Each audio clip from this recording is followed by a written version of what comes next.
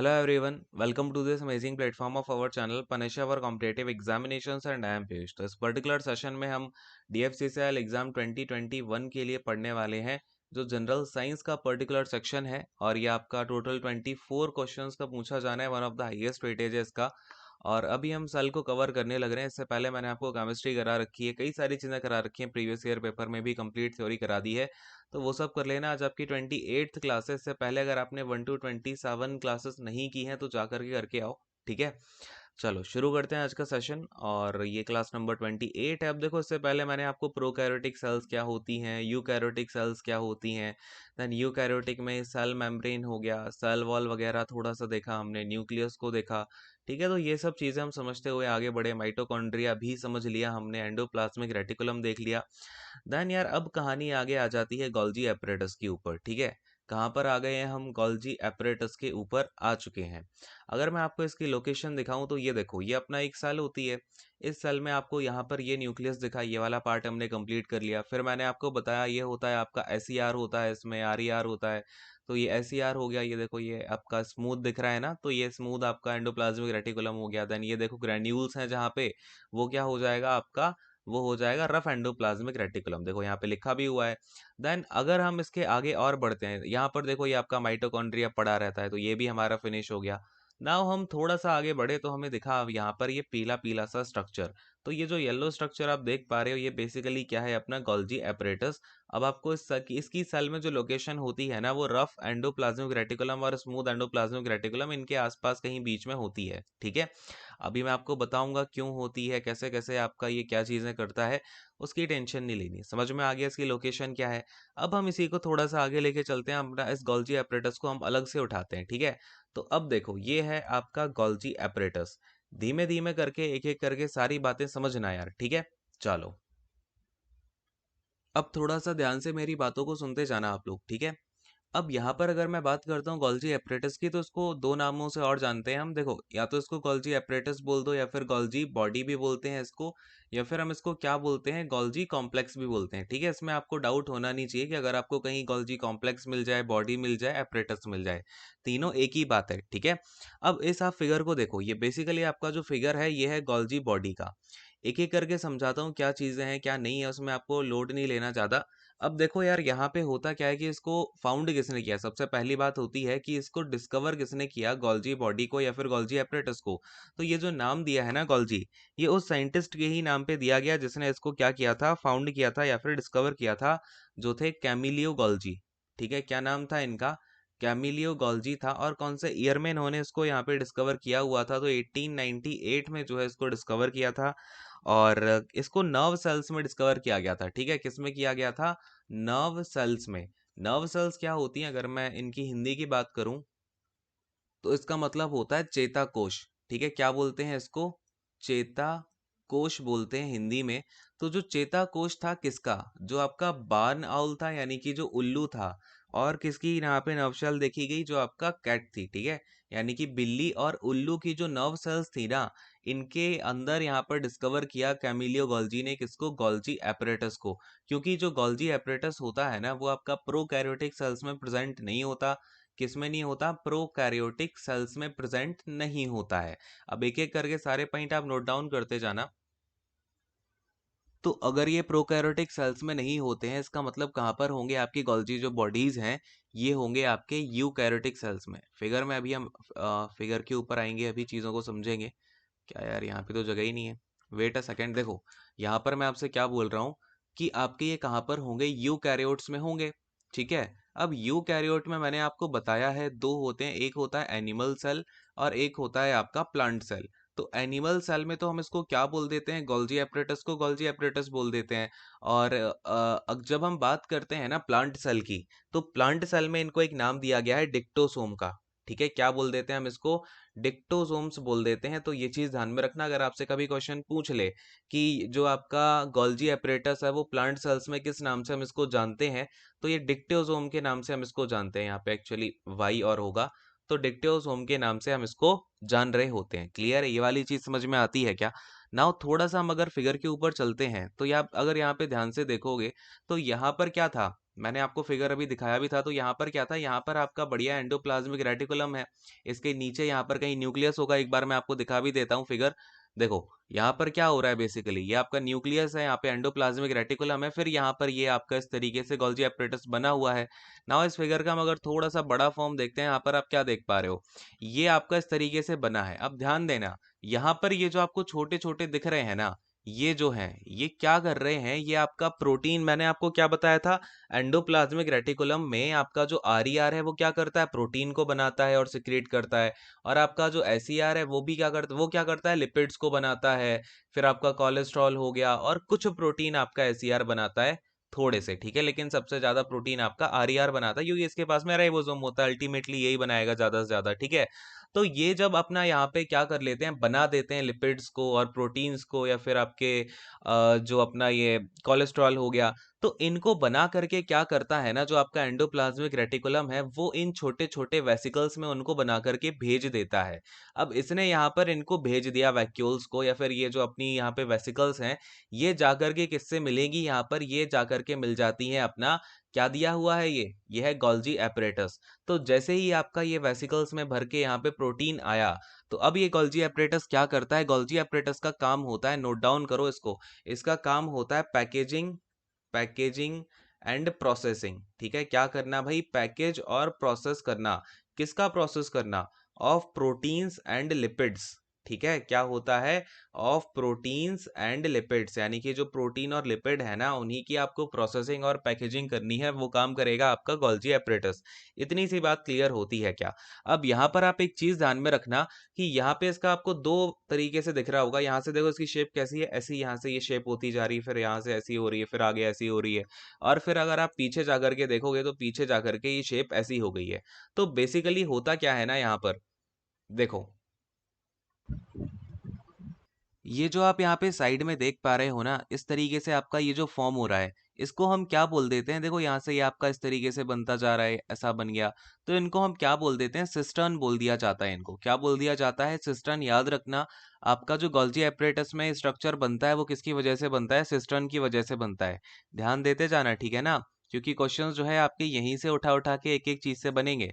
और एक चीज और यार, यहाँ पे ध्यान देना, आपने देखा होगा कि यहाँ पे न्यूक्लियस साइड से, यानी कि जो आपका एंडोप्लाज्मिक रेटिकुलम से आपका जो भी यहाँ पे प्रोटीन्स वगैरह आ रहे हैं, सेक्रेटरी वेसिकल में जो भी आ रहा है, वो आपका कहाँ कहाँ से आ रहा है, ये आपका किस साइड से आ रहा है, तो ये आ रहा है ट्रांसफेज से। तो फिर याद रखना यहाँ पे हमेशा, कि जो ट्रांसफेज होता है गोल्जी एपरेटस का, मैं एक बार नीचे की चीजें थोड़ी सी इरेज कर देता हूँ, सो दैट हम यहाँ पे और अच्छे से चीज़ों को लिख पाएँ, राइट।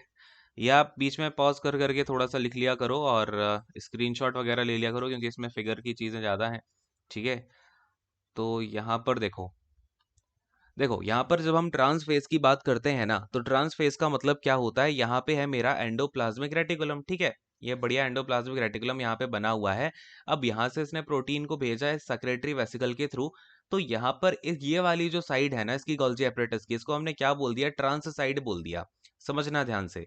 अब ये जो ट्रांस फेज है, यानी कि ट्रांस साइड है या फिर ट्रांस फेज है, इसमें क्या हो रहा है, हम यहाँ पे जो प्रोटीन है या फिर जो कुछ भी है, उसको एक्सेप्ट कर रहे हैं, उसको ले रहे हैं। तो बेसिकली ये जो आपका ट्रांस फेज होता है ना, इसको बोला जाता है, आ, अरे ये आपका फिगर यार उल्टा बना है। ओहो देखो, यहाँ पर ये जो ट्रांस फेज है ना, ये होता है एक्चुअली बाहर की तरफ। ये यार ये फिगर ही उल्टा बना दिया यहाँ पे, इसको छोड़ो, ये जरा ट्रांस फेज और स्विस फेज में अभी मैं आपको यहाँ पे थोड़ा सा आगे वाले फिगर पे लेके चलता हूँ। इन्होंने इस फिगर में गलत दिखा रखा है। आगे चलते हैं यार थोड़ा सा, देखो यहाँ पर क्या होता है, ये हाँ ये स्ट्रक्चर ठीक है, यहाँ से ज्यादा बेटर समझ में आएगा। अब देखो होता क्या है, ये आपका न्यूक्लियस है, ध्यान से समझना आप। देखो, तो ये फिगर भी कुछ कुछ उल्टे सीधे बना के दे देते हैं। ये आपका न्यूक्लियस है, क्लियर है। अब इनके इसके बाहर, न्यूक्लियस के बाहर क्या होता है, न्यूक्लियर मेम्ब्रेन से सट के आपका यहाँ पे आरईआर लगा होता है, यानी कि रफ एंडोप्लाज्मिक रेटिकुलम। और वहां साइड में आपका कहीं एसईआर होगा। तो अब ये जो आरईआर है, एसईआर है, इनमें से क्या होता है, इसने अपनी प्रोटीन को सिंथेसिस कर लिया है, ठीक है, इसने प्रोटीन वगैरह बनाई, लिपिड वगैरह बनाया। तो इसके बाद में क्या होता है ना, आपका जो ट्रांसपोर्ट वेसिकल है, क्या होती है आपकी, ट्रांसपोर्ट वेसिकल होती है। ट्रांसपोर्ट वेसिकल के थ्रू क्या आता है यहाँ पे, ट्रांसपोर्ट वेसिकल के अंदर, इसके अंदर आपका रख करके आता है प्रोटीन वगैरह जो सिंथेसाइज किया गया है। अब देखो ये प्रोटीन आपका चला आ रहा है, चला आ रहा है, कौन से फेज की तरफ आया, सिस फेज की तरफ आया। तो याद रखना, ये जो आपका सिस फेज होता है, सिस फेज होता है ना, इसको हम क्या बोल देते हैं, सिस फेज को बोलते हैं इन फॉर्मिंग फेज, ठीक है, क्या बोलते हैं, फॉर्मिंग फेज, या फिर इसको हम इनकमिंग फेज भी बोलते हैं। क्या बोलते हैं इसको, इनकमिंग फेज भी बोला जाता है। क्लियर है, तो ये चीज आप थोड़ी सी याद रखना। अब इस वाले फिगर में ना इन्होंने उल्टा कर दिया यार, ये जो है इन्होंने सिस को मतलब फिगर जो है एक तरीके से थोड़ा सा उल्टा कर दिया है। सिस एक्चुअली थोड़ा नीचे करना चाहिए था, खैर कोई बात नहीं। यहाँ पर देखो, यहाँ पर हम देख रहे हैं, देखो यहाँ पर अगर आपका ये होता है ना, जो ये वाली जो शेप होती है इसको हम सिस्टर्न बोलते हैं, ये बात आपको समझ में आ गई। अब यहाँ पर जो लास्ट वाला फेज आता है ना, यहाँ पे देखो, यहाँ पे क्या हुआ, आपका प्रोटीन वगैरह आया, इसने सिक्रेट किया और फिर इसकी पैकेजिंग कर दी, ठीक है, ये क्या करता है आपका, पैकेजिंग कर देता है। अब इसने पैकेजिंग वगैरह कर दी गोल्जी एपरेटस ने, और जब लास्ट में ये आता है ना, लास्ट में यानी कि जो इसकी डायरेक्शन है, ये जो इसकी डायरेक्शन है किस तरफ है, प्लाज्मा मेम्ब्रेन या फिर सेल मेम्ब्रेन या फिर जो सेल वॉल होगी तो सेल वॉल की तरफ होगी इसकी शेप। तो जो सेल वॉल की साइड वाली शेप होती है उसको हम क्या बोलते हैं, ट्रांस फेज बोलते हैं, ठीक है। और इस ट्रांस फेज को आपका और क्या बोला जाता है, मैच्योरिंग फेज भी बोला जाता है, ठीक है। क्या बोलते हैं इसको, मैच्योरिंग फेज भी इसको हम बोलते हैं, क्योंकि आपका जो ये यहाँ पे प्रोटीन वगैरह है ना, ये मैच्योर होकर के आ गया है। अब देखो यहाँ पर क्या होगा, आपकी यहाँ पर जो वेसिकल होगी उसको हम क्या बोल देते हैं, सिक्रेटरी वेसिकल। इसके अंदर ये प्रोटीन अब बैठेगा और बढ़िया जाकर के ये सेल मेम्ब्रेन या फिर सेल वॉल की तरफ चला जाएगा। इससे होता क्या है कि जो आपकी प्लाज्मा मेम्ब्रेन है, मैंने आपको क्या बताया था, मैंने आपको कल प्रोसेस बताई थी बायोजेनेसिस की। उस प्रोसेस में क्या हो रहा था आपका, कि मैंने बोला था कहीं ना कहीं जो आरईआर होता है वही आपका एट द एंड रिजल्ट करता है in the formation of plasma membrane. तो प्लाज्मा मेम्ब्रेन अब समझ में आया कैसे बनेगी, जो प्रोटीन्स होता है उनसे ही तो बनती है, जो प्रोटीन होते हैं, लिपिड होते हैं, उनसे ही बनती है। और बस वो प्रोटीन और लिपिड आपका जो एंडोप्लाज्मिक रेटिकुलम है वो बना करके भेज रहा होता है, किसके थ्रू, गोल्जी एपरेटस के थ्रू उसकी पैकेजिंग होती है, और ये गोल्जी एपरेटस उसको यहाँ पर पहुंचा देता है। पूरी प्रोसेस समझ में आ गई कि नहीं आ गई, अरे बोलो हाँ, क्लियर हो गया। अब कभी गोल्जी एपरेटस में आपको कोई दिक्कत तो नहीं आएगी, इसका फिगर भी आपने देख लिया है, राइट। तो एक चीज और अब इसके बारे में आप समझना, कि यहाँ पर हमारी कुछ सीक्रेटरी वेसिकल्स जो हैं वो तो कहाँ पर चली गई, प्लाज्मा मेम्ब्रेन की तरफ चली गई। लेकिन कुछ होती हैं जो कि यहाँ पर क्या बना देती हैं, आगे चल करके लाइजोसोम भी बना देती हैं, ठीक है। तो लाइजोसोम भी जो फॉर्म होता है ना, वो किसकी वजह से होता है, गोल्जी एपरेटस से जो आपका क्या जा रहा है, प्रोटीन वगैरह जा रहे हैं, लिपिड्स वगैरह जा रहे हैं, इनकी हेल्प से ही हमारा जो है लाइबोसोम फॉर्म हो रहा होता है एक तरीके से, ठीक है। तो ये बात हो गई। अब यहाँ पर नोट डाउन करो, जो गोल्जी बॉडीज हैं ये मैंने आपको बताया यूकैरियोट्स में होती हैं, प्रोकैरियोट्स में नहीं होती हैं। अब तो इसको आप क्या लिखोगे, एक बार नोट डाउन करो, ये क्वेश्चन पूछा गया है कि आपका कहाँ पर एब्सेंट होती हैं, ठीक है, गोल्जी बॉडीज कहाँ कहाँ पर एब्सेंट होती हैं। तो आपका ब्लू ग्रीन एल्गी हो गई, ब्लू ग्रीन एल्गी, ठीक है, ये तो खैर प्रोकैरियोट्स ही हो गए, तो इसमें आपकी एब्सेंट होती है।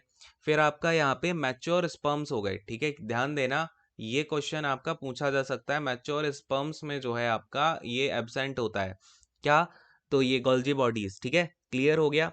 अच्छा, इसके बाद जो हमारी आरबीसीज होती हैं यानी कि रेड ब्लड सेल्स, ये क्वेश्चन पूछा भी जा चुका है, तो आरबीसीज में जो अपना गोल्जी बॉडीज है ये एब्सेंट होती हैं। अच्छा, मैंने आपको पहले क्या क्या बताया है, एंडोप्लाज्मिक रेटिकुलम और फिर माइटोकॉन्ड्रिया, तो ध्यान देना, माइटोकॉन्ड्रिया क्या बताया था भाई, माइटोकॉन्ड्रिया।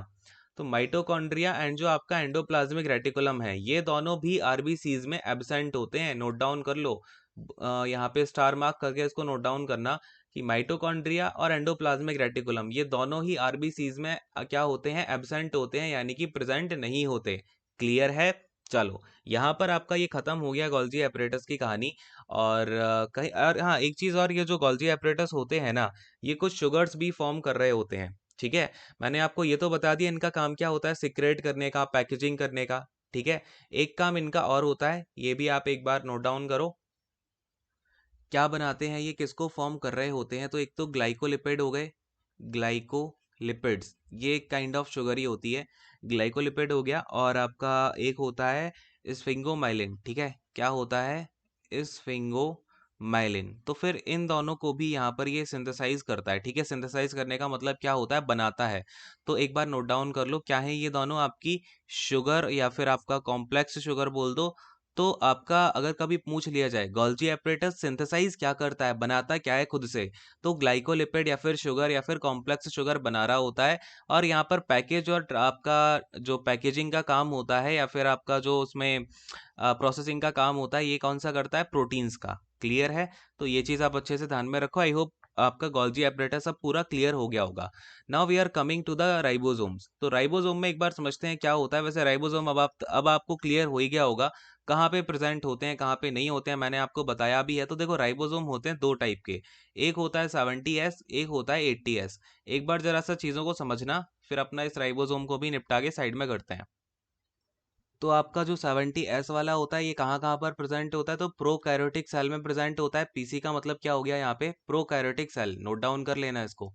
देन आपका आता है दूसरे नंबर पे यहाँ पे दूसरी जगह होता है ये आपका माइटोकॉन्ड्रिया में, ठीक है, कल मैंने आपको दिखाया भी था तो कोई इसमें इश्यू नहीं है। देन 80S वाला क्या होता है, हमारे जो आपने देखा अभी एंडोप्लाज्मिक रेटिकुलम के ऊपर अपना राइबोसोम पड़ा हुआ है। देन इसके अलावा राइबोसोम जो है आपका कहाँ कहाँ पर पाया जाता है, तो यूकैरियोटिक सेल में ना साइटोसोल में पाया जाता है। साइटोसोल मैंने बताया था ना क्या होता है, याद आ रहा है, साइटोसोल जो लिक्विड होता है उसमें आपका ये पाया जाता है। और इसके अलावा एंडोप्लाज्मिक रेटिकुलम के अंदर। देन आपका एक तीसरा होता है क्या, तो न्यूक्लियस के अंदर भी होता है, ठीक है, न्यूक्लियस के अंदर। देन आपका माइटोकॉन्ड्रिया के अंदर। तो इतनी जगह जो है आपका यूकैरियोटिक सेल के अंदर ये पाया जाता है राइबोसोम। और ये माइटोकॉन्ड्रिया को छोड़ करके जितनी जगह पाया जाता है ना, ये आपका 80S ही पाया जाता है, ठीक है। यानी कि 80S वाले टाइप में आपका ये हमें मिल रहा होता है। अरे क्लियर है क्या बात, फटाफट से बोलो हाँ। तो यहाँ पर अगर हम राइबोसोम की बात करते हैं तो इसको यहाँ पे डिस्कवर किसने किया था, तो राइबोसोम को डिस्कवर किया पैलेडे ने, ठीक है। किसने किया भाई, पैलेडे ने डिस्कवर किया। और पैलेडे ने यहाँ पे कौन सा ईयर था इनका, तो अराउंड आई थिंक ये आपका 1953 के आसपास जो है पैलेडे ने इसको डिस्कवर किया था। और यहाँ पर ना आपको मैं दो तीन बातें और बताता हूँ यहाँ पे यार, बात चली ही है तो ये भी देख लो। पैलेडे ने कब किया इसको, 1953 में डिस्कवर किया। और यहाँ पर जो आपके एल्बर्ट क्लाउड हैं, कल आपको याद आ रहा है मैंने आपको कुछ क्लाउड के बारे में बताया था, चलो बताओ क्लाउड ने किसकी डिस्कवरी करी। क्लाउड हो गए, ड्यूव हो गए, ठीक है। क्लाउड, ड्यूव एंड आपके जो पैलेडे हैं, इन तीनों को क्या मिला, नोबेल प्राइज मिला था, ठीक है। क्या मिला, नोबेल प्राइज। किस फील्ड में, तो फिर मेडिसिन की फील्ड में, ठीक है, for the discovery of ribosome. इन्होंने क्योंकि राइबोसोम की डिस्कवरी की थी तो इन तीनों को मिला अवार्ड। और ये कौन कब मिला, तो 1974 में मिला था, ठीक है। तो ये चीज ध्यान में रखना है। इसके बाद में ये जो इसका डिटेल्ड स्ट्रक्चर आप देख पा रहे हो ना राइबोसोम का, ये क्या है, डिटेल्ड स्ट्रक्चर है। तो ये डिटेल्ड स्ट्रक्चर यहाँ पे दिया था रामाकृष्णन ने, ठीक है, वेंकट रमन रामाकृष्णन ने दिया था। तो इनको यहाँ पर नोबेल प्राइज मिला रामाकृष्णन को। इनके साथ में थे स्ट्रीट्स, ठीक है, क्या थे इनके साथ में, स्ट्रीट्स और योनाथ, ठीक है। इन तीनों को यहाँ पर मिला था कौन से ईयर में नोबेल प्राइज, तो इन तीनों को मिला था 2009 में, ठीक है। ये भी नोबेल प्राइज मिला किसका, केमिस्ट्री का, केमिस्ट्री की फील्ड में मिला इनको। तो थोड़ा सा याद रखना यार ये, क्योंकि रिसेंट है, 2009 है। तो कभी आपसे अगर पूछ ले, ठीक है, कि स्ट्रक्चर ऑफ राइबोसोम के लिए नोबेल प्राइज किसे मिला, थोड़ा सा इंपॉर्टेंट बन जाता है। बाकी खैर ये सब बातें हो गई, समझ में आ गया, 70S हो गया, 80S हो गया। अब बेसिकली ये जो आपका राइबोसोम है इसका काम क्या है, राइबोसोम के अंदर क्या क्या प्रेजेंट होता है, तो इस राइबोसोम के अंदर एक तो होता है आपका ये देखो, एक तो होता है आरएनए, ठीक है। आरएनए क्या होता है, ribo nucleic acid, I hope ये सबको पता होगा, राइबो न्यूक्लिक एसिड होता है, ठीक है। तो अगर आपसे कभी पूछा जाए राइबोसोम के अंदर क्या क्या होता है, तो आरएनए होता है और प्रोटीन होती है, ठीक है। यही तो इसके मेन पार्ट्स होते हैं, सब यूनिट होती है। इसके अलावा कहीं कहीं आपको ऑप्शन में लिखा मिलेगा लिपिड। तो याद रखना कभी भी आपका जो राइबोसोम होते हैं उनमें लिपिड्स नहीं होते। ये क्वेश्चन पूछा जा चुका है, विच of the following is not present in a ribosome, तो लिपिड्स नहीं होते हैं। आपको उसमें ऑप्शन में अमीनो एसिड लिखा मिल जाएगा, आरएनए लिखा मिल जाएगा, प्रोटीन लिखा मिल जाएगा। याद रखना क्या नहीं होता, लिपिड्स नहीं होते हैं, ठीक है। याद रखोगे ना, कोई दिक्कत नहीं है। अब बस यही इसका काम होता है। राइबोसोम का क्या, राइबोसोम का एक और नाम से हम इसको जानते हैं, किस नाम से जानते हैं भाई, राइबोसोम को आपका बोला जाता है, देखो राइबोसोम को इसको बोलते हैं factory of protein in a cell, factory of protein in a cell, ठीक है। तो ये सब बातें हैं आपकी राइबोसोम के बारे में, इससे ज्यादा क्वेश्चन आपका पूछा नहीं जाएगा। बाकी ये स्ट्रक्चर इसका यार देखो होता क्या है कि ये आपका रीड करता है एम आर एन, ये क्या है यार, एन आर ए क्यों लिखा हुआ है, आर एन ए होता है, ठीक है। एम आर एन ए का मतलब होता है मैसेंजर आर एन ए, ठीक है। क्या होता है ये आपका मैसेंजर आरएनए होता है, और टी आरएनए होता है। देन इसका मतलब ये ट्री करके होता है, ट्री आरएनए। तो बेसिकली ये mRNA और tRNA को क्या करता है, अपना अमीनो एसिड के थ्रू यहाँ पे जोड़ देता है और इससे प्रोटीन का सिंथेसिस हो जाता है। थोड़ी सी बड़ी प्रोसेस है, लेकिन इस पे हमें जाना नहीं है, हमारे सिलेबस में नहीं आता ये सब, ठीक है। बस आपको मैंने जो जो बताया वो याद रख लेना। राइबोसोम आपका फिनिश, क्लियर हो गया। चलो अब आते हैं आगे। अच्छा, राइबोसोम, मैंने आपको एक चीज याद है क्या, राइबोसोम में मैंने ये लिखा दिया है कि ये जो है आपकी स्मॉलेस्ट सेल ऑर्गेनेली है। क्या है? स्मॉलेस्ट सेल ऑर्गेनेली है। ये मैंने शायद आपको कल ही बता दिया था, ठीक है। तो ये भी एक नोट डाउन कर लो। बस राइबोसोम फिनिश होता है, देन हम आते हैं लाइजोसोम के ऊपर, ठीक है। लाइजोसोम पे अगर आप देखना चाहो तो एक बार मैं आपको दिखा देता हूँ इसकी पोजीशन किसी भी सेल में। तो देखो भाई, ये है आपका सेल का स्ट्रक्चर। इसमें हमने देखा ये हो गया आपका गोल्जी एपरेटस फिनिश हो गया। देन हमारा माइटोकॉन्ड्रिया हो ही चुका है, ये सब हो गया खत्म, ठीक है, ये पूरा फिनिश हो गया। देन हमने देखा यहाँ पर थोड़ा सा ये राइबोसोम्स वगैरह भी फिनिश हो गए। अब ये हमने देखा तो हमें देखा लाइजोसोम। अब ये जो लाइजोसोम आपका पड़ा हुआ है, ये किस में पड़ा हुआ है? ये पड़ा है आपका किसके अंदर? ये है आपका साइटोप्लाज्म, ठीक है। क्या है आपका? साइटोप्लाज्म। अच्छा, यहाँ राइबोसोम के बारे में एक चीज और, ये जो राइबोसोम होते हैं ना, इनके आसपास कोई भी मेम्ब्रेन नहीं होती, ठीक है। ये बस ऐसे ही मजे में पड़े होते हैं, इनके पास कोई मेम्ब्रेन नहीं है।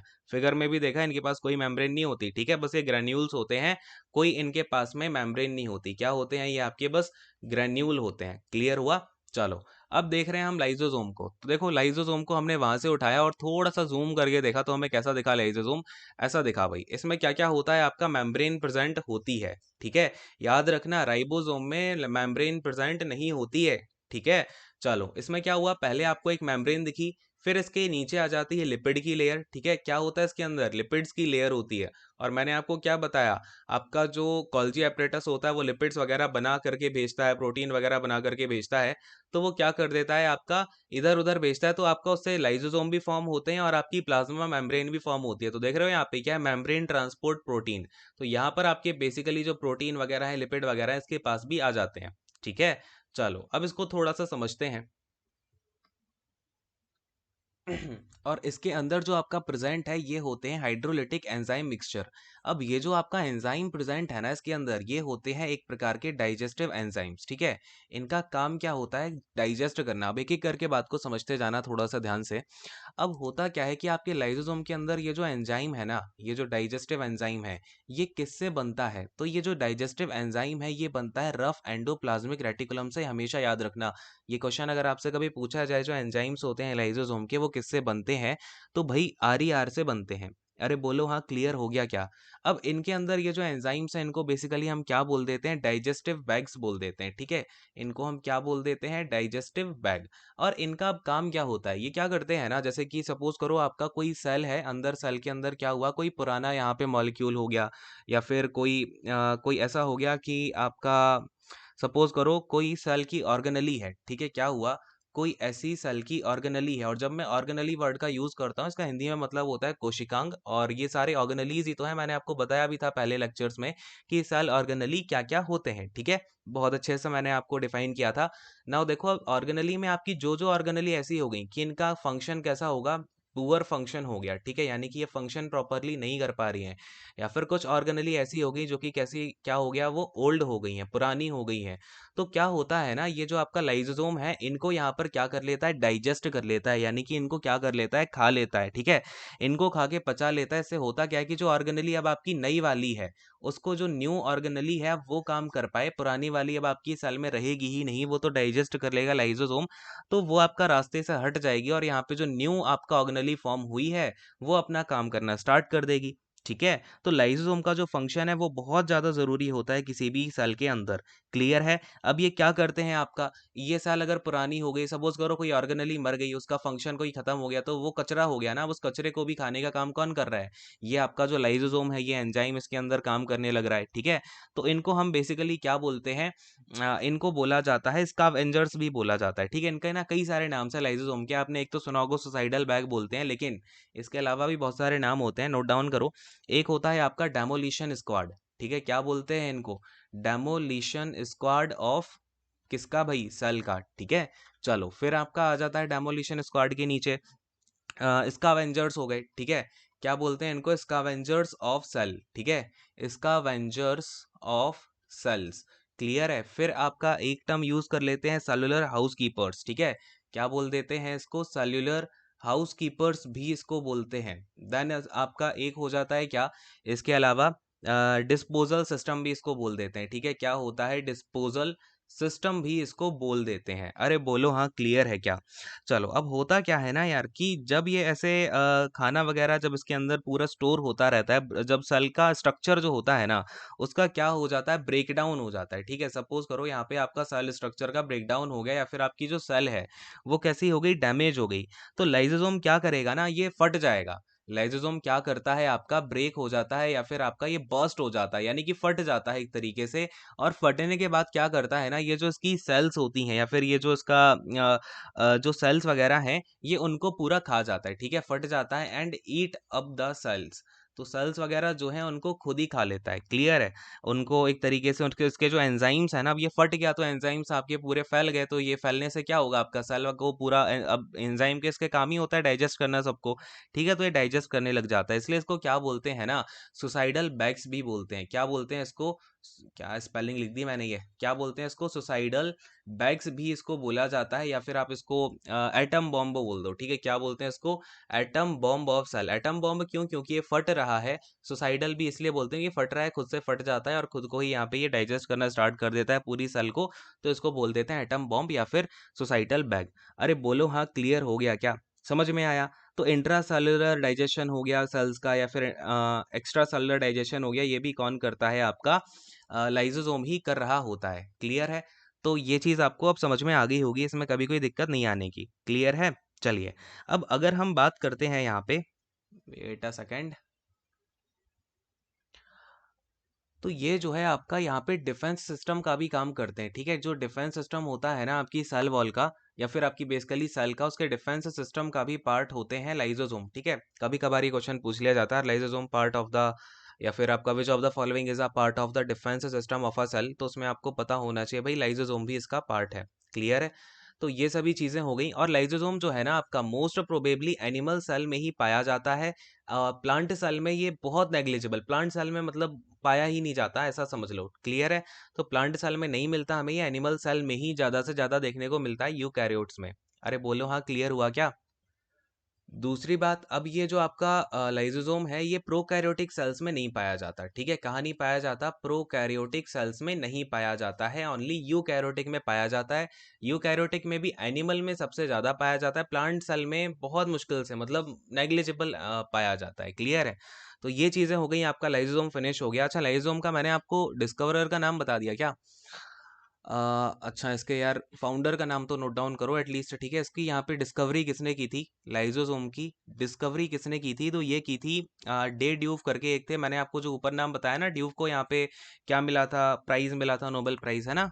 तो यहाँ पे डे ड्यूव ने ही इसकी यहाँ पे एक तरीके से फाउंड किया था, इसको डिस्कवर किया था, कौन से ईयर में, तो 1955 में। क्लियर है?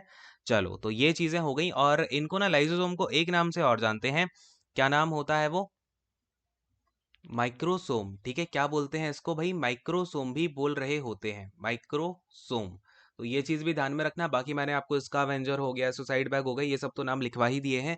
इसके अलावा इसको जब डे ड्यूब ने डिस्कवर किया, हमने तो क्या ही किया, तो इसको माइक्रोसोम करके भी बोला था। बाकी ये सब चीजें हैं, इनको नोट डाउन करो, और यहाँ पे आपका ये सब पार्ट फिनिश होता है। नेक्स्ट वाली क्लास में हम अपना पूरा का पूरा जो सेल है उसको फिनिश करेंगे, और सेल वहाँ पे आपका खत्म हो जाएगा। ठीक है, तो आई होप आपको सब कुछ समझ में आ गया होगा। अच्छे से मेहनत करते रहिए यार, देखो पढ़ते रहो और बहुत ज़्यादा मेहनत करते रहो, चीज़ों को सॉल्व करते रहो, मैथ की प्रैक्टिस करो, रीजनिंग की प्रैक्टिस करो, जहाँ पर प्रैक्टिस की ज़रूरत है, जो खुद से कर सकते हो वो तो करो ही करो। History of Indian railways revise करते रहो, सीआर रिवाइज करते रहो। ठीक है, सारी की सारी चीज़ें धीरे धीरे करके मैं फिनिश करा ही रहा हूँ आपको।